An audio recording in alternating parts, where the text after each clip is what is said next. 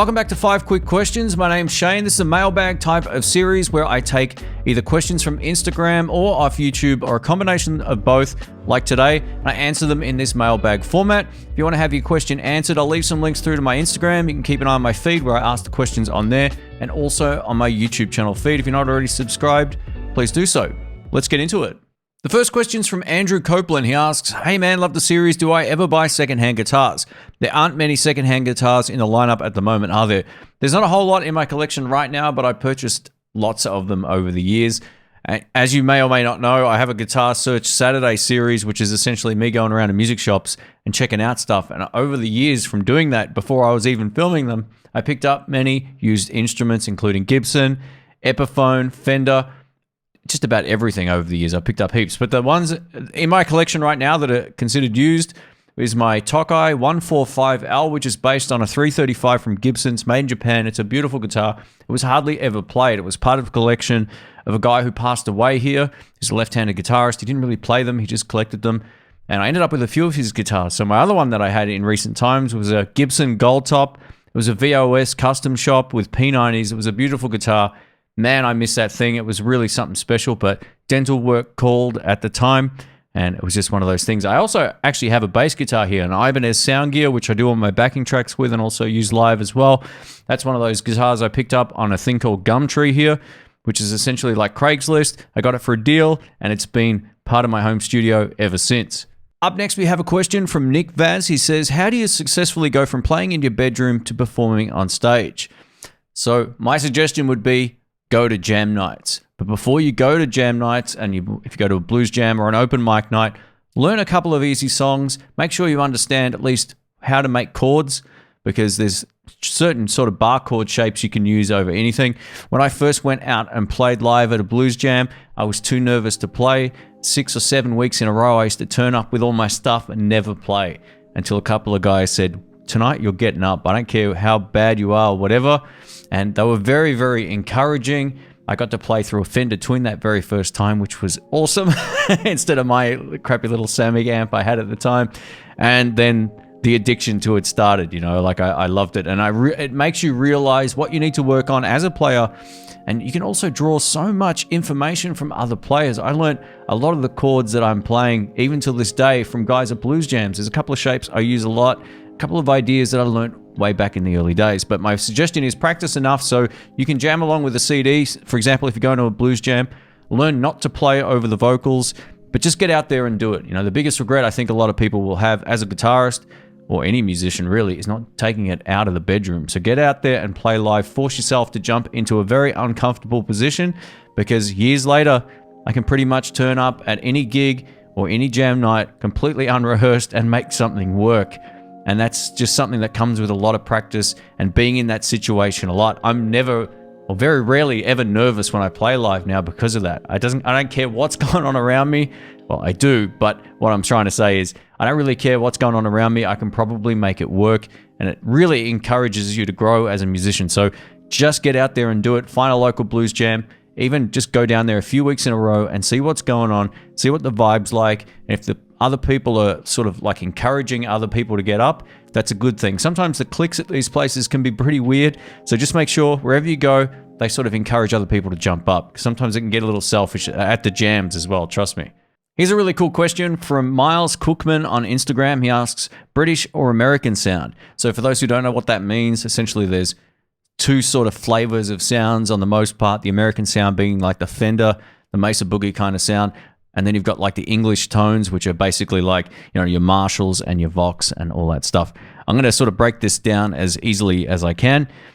I think I still prefer, over everything I've heard from the Marshall, the Fender Clean still is something pretty special. I love my Marshall as a clean pedal platform, but when you're talking about amps like the Super Reverb or the Vibrolux, any of these kind of amps, the Fender Twin, the George Benson Fender Twin's another great one, the Hot Rod Deluxe, the Blues Deluxe, there's so many great clean tones out there. So I'm going to give the American sound, or the Fender sound, even the Boogies have a great clean tone as well, to the American voicing. I just absolutely love that. It's big, it's round, it's got a really great sound to it. Now, in terms of overdrive or distortion tones, English, hands down. I don't care if we're talking Vox or Marshall. I've owned two Vox amps over the years, the AC30 C2 and the AC15 C1. Both of those just had that top boost channel. They were awesome. But I'm absolutely loving the fact the Marshall DSL-40 CR sounds as great as it does. And I've actually got an American voiced speaker in there. But man, the tones, you know what? Marshall's one of those things that I never thought I'd end up with, but I'm loving the dirt tones. So I'm going to give the nod to the English. I know that's sort of separated down the middle. If you could get a great combination of clean tones from a Fender and the drive tones of the gods from the Marshall, I think we'd have the ultimate amp. So someone work on it and try to keep it light. I think that would also be great. This next question is from ZD351 on Instagram. John, welcome. Thanks for all the support over the years, mate. I appreciate it. He says, so what guitar-related thing did you used to hate, but now you love, and vice versa? I had a couple of things that I've purchased over the years that I hated when I bought them. I was like, what have I just done? I was like, I'm an idiot. Why did I buy this thing? The first one I'm going to mention as a pedal is the Klon KTR. Before I understood how to use the Klon, I got it home. I had all the hype in the world from my friend Dr. Rick. He bought one as well. He's like, oh, you'll love it. Just buy one. You'll love it. I'm like, all right. So I get it home and I compared it to a Tube Screamer. I was like, this thing sounds terrible. But then I tried it out in the mix. I tried it as a boost into other pedals.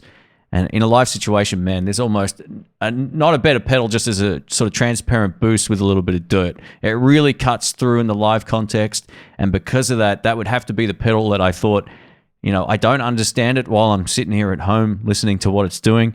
But when I hear it out when you play live, it's a really great pedal. So I'd have to say that in terms of pedals. If we're talking about guitars, I have to throw this brand in there, Harley Benton. I thought for sure a lot of the people promoting how good they were paid off from Toman or whoever. And I actually confronted them about that when I was at KickCon last year. I said, how many of these guys are on your books? Until I had a chance to play those guitars, I didn't realize what I was missing out on. They're really great. So I hated them from an ignorance perspective more than anything else. I hadn't tried them, but I figured I wouldn't like them because I thought they would be cheap junk. But I play them all the time now. You see them on my channel. I see them in demos of pedals and all that kind of stuff. So overall, that'd be another brand that really comes to mind. But in terms of amplifiers, I've never been a huge Marshall fan. A lot of the Marshalls that I heard in combo form, I'm not talking about the head and box situation, but some of the combos are really heavily mid-scooped. They have a lot of bass, a lot of bright top end, and not a lot of kick. And these were just the ones that I'd heard up until I got my hands on a Marshall. So that would be, this DSL-40 would be one of the things I never expected to have in my arsenal of amps. One of the best investments I've ever made.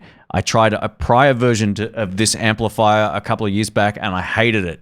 It had nowhere near the same amount of vibe as this one. So, yeah, the Marshall DSL-40 would definitely be something that I'd never consider buying, but I absolutely love it. It's like my number one amp now. In terms of stuff that I've purchased that I didn't end up loving, the 2-Rock. As crazy as that sounds, man, the 2-Rock Studio Pro 22.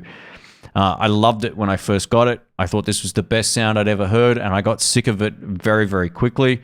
I missed that Fender chime. I really did. That was just something that I missed, and I wanted it back. I couldn't get it out of the 2-Rock. It had its own unique sound, and that's cool, but that definitely wasn't for me. I thought, you know what, I'll get another one. So I bought a Studio Pro 30 or 35 or whatever it was. I took it back the next day. I just did not like it at all. That actually had some issues like electronically in it as well, but yeah, the 2-Rock was probably the worst investment I made in terms of an amp. And it did sound good and it recorded well, but it wasn't my sound. It was just a bit too... It had that blanket thing over the top end, and that was a deal breaker for me, as much as people love them. This last question is from Claudio Manoir. I think that's how you pronounce it. If not, I'm going out on a limb and going to go with that. So hopefully that's right. He says, Fender Deluxe Reverb 65 or a Fender Deluxe Reverb 68, and why? You know, I've actually owned both of these, so hopefully I'm qualified to actually talk about it. None of them were free. I purchased both of them from different shops here in Melbourne, Australia. So the 65 Deluxe Reverb was the best amp I'd ever plugged into at that particular time with 6V6 out, which is, I think it still is one of the best of all time. Also, one of the most recorded amplifiers in history also. Now, I was coming off buying the Eggnator, or what my friends would lovingly say, the Egg Beater. So I had an amp I was completely dissatisfied with. I took it back, and I got a 65 Deluxe Reverb, and I had that for years. When the 68s came out, there was a lot of hype online. I got suckered into that. I bought a 68 as well. Now, I don't really regret buying it. It was one of the ones that Greg Koch used on the Fender tour here. You know how they do the road shows, all that kind of stuff. So I actually bought the one that he used at that show. And yeah, so I got a good deal on it. I thought, I'll take it. So I took it home. It was a awful journey getting back that day, I remember. I got it home, and there's one thing I noticed immediately was how much white noise the amp had. So you turn it on, and it would just go, shh. It would have a lot of white noise. The 65 next to dead quiet at the same volume. So there was that. Now, I don't know exactly what that was, but a lot of those amps did it. There was a lot of complaints on forums, not only about, you know, how much white noise they had, but also the valve sockets as well. A lot of people were saying they had to get those fixed. Something like it would overheat or something. I never actually had those problems with the valves, but the white noise was big enough of just an annoyance, I guess, to want to end up flipping it. But there was another reason I flipped the 68 before the 65. I kept the 65 for a couple more years after. It was the fact that it had so much less headroom than the 65. The 68 would break up a whole lot sooner, and I knew that going into it, but I didn't realize how quickly it would break up. A lot of the gigs I was doing, I was pushing my amps with pedals, and it would just get a little bit muddy and fizzy sometimes at a much lower volume. So the 65 definitely has more headroom. If you're looking for a better clean pedal platform, the 65 is the way to go. If you like your amp to break up early and have that natural sort of tube compression, go for the 68, but just be very cautious about the white noise. It might annoy a lot of people. I don't know if it's a flaw in the amp or what, but yeah, it's one of those things. So many people have commented on that online. Just do a little bit of research if you're thinking about getting the 68. Now, the other question is, I kind of feel like the build quality on the USA-made 65s is just better. It's just a better built amplifier, in my opinion, but I'll leave it there. But overall, I think the 68s are good. The 65s are great. Let me know in the comments what you think. Thanks for watching, folks. My name's Shane. If you do have any questions, keep an eye out on my Instagram feed and also my YouTube channel feed as well. Subscribe and click the bell if you enjoyed the video, and I'll catch you on the next one. Thanks again. Catch you soon. See ya.